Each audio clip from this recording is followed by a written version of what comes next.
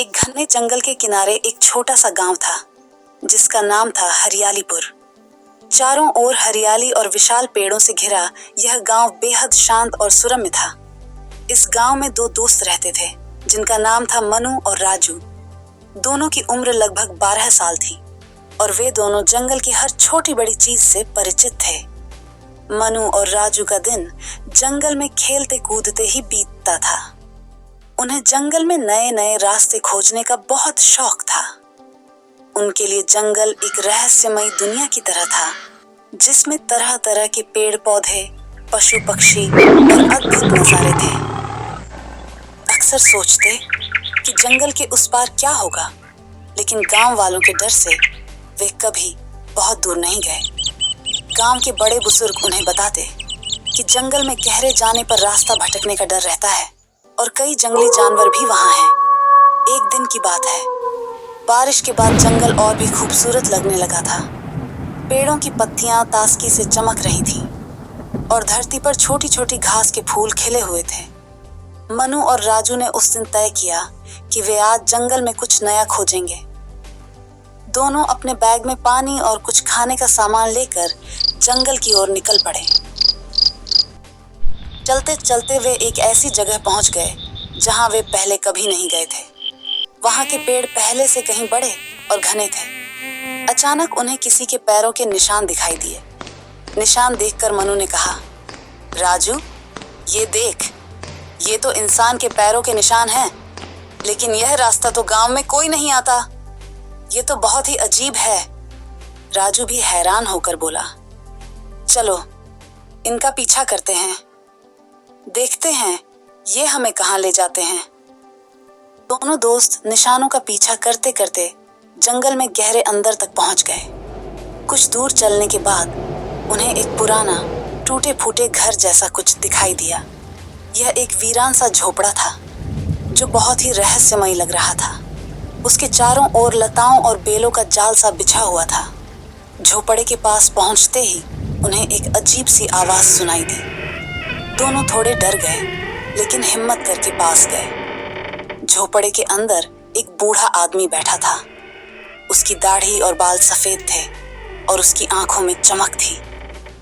उसने दोनों लड़कों को देखते ही कहा, आओ बेटा।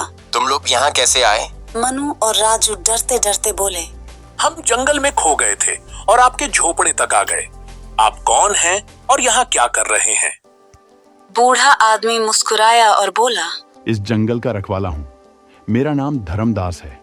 मैं यहाँ पिछले कई सालों से रह रहा हूँ। मैं पेड़ पौधों और जानवरों की देखभाल करता हूँ और जंगल की रक्षा करता हूँ। लोग मुझे जंगल बाबा के नाम से जानते हैं।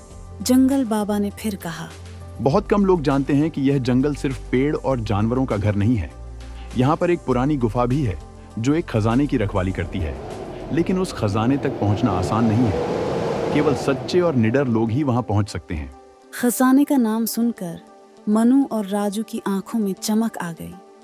दोनों ने एक दूसरे की तरफ देखा और फिर जंगल बाबा से बोले, हम उस खजाने को देखना चाहते हैं, हमें उस गुफा तक ले चलिए। जंगल बाबा ने उन्हें सावधान किया, वहां जाना आसान नहीं है। रास्ते में कई चुनौतियां आएंगी। क्या तुम दोनों उसके लिए तैयार हो? दोनों ने साहसपूर्वक हामी भरी। जंगल बाबा ने उन्हें गुफा तक पहुंचने का रास्ता बताया। रास्ते में उन्हें घनी झाड़ियों से होकर गुजरना पड़ा। सांपों और अन्य जानवरों का सामना करना पड़ा और कई जगहों पर कंटीले पेड़ भी थे, लेकिन दोनों ने हिम्मत नहीं हारी और आगे बढ़ते रहे। जंगल बाबा की बातें उनके मन में गूंज रही थीं। सच्चे और निडर ही खजाने तक पहुंच सकते हैं। कई घंटों के सफर के बाद वे आखिरकार उस गुफा के पास पहुंचे। गुफा का मुंह बड़ा और गहरा था और अंदर से ठंडी हवा आ रही थी। दोनों ने हिम्मत करके गुफा में प्रवेश किया। अंदर जाते ही उन्हें चारों ओर चमकते हुए पत्थर और सुंदर नक्काशी दिखाई दी। गुफा के अंदर पहुंचते ही उनके सामने सोने, चांदी और जवाहरातों का ढेर पड़ा था। दोनों दंग रह गए, लेकिन तभी एक आवाज गूंजने लगी, ये खजाना सिर्फ उन्हीं का है जो निस्वार्थ भाव से जंगल की सेवा करेंगे।